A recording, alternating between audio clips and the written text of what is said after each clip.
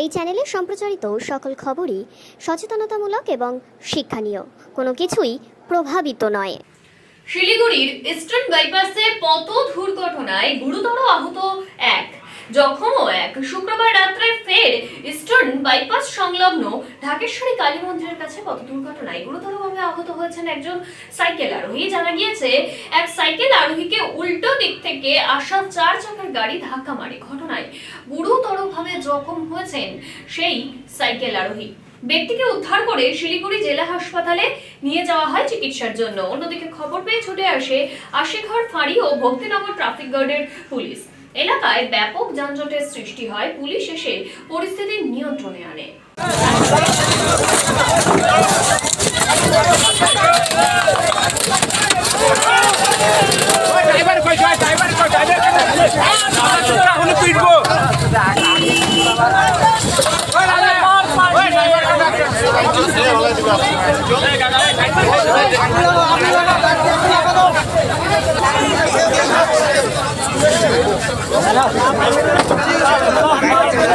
গাড়ি নিচে ছিল,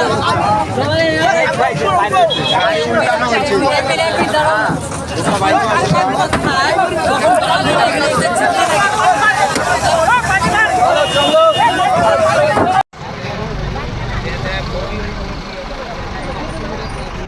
বাজার থেকে রাস্তা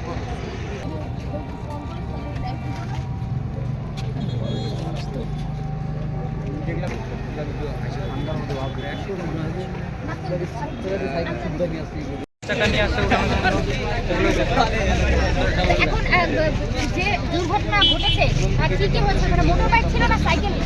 সাইকেল সাইকেল কি ট্রেনে হচ্ছে? সাইকেল এই পার থেকে পার হবে, সঙ্গে সঙ্গে ছেড়ে ওখান থেকে এখানে নিয়ে গাড়ি থেকে ছিল, 4 চাকা গাড়ি থেকে একজন লোক ড্রাইভার চালাচ্ছে। ড্রাইভার তো না, তারা কোথায় আছে এখন? তারা ভাগে গেছে।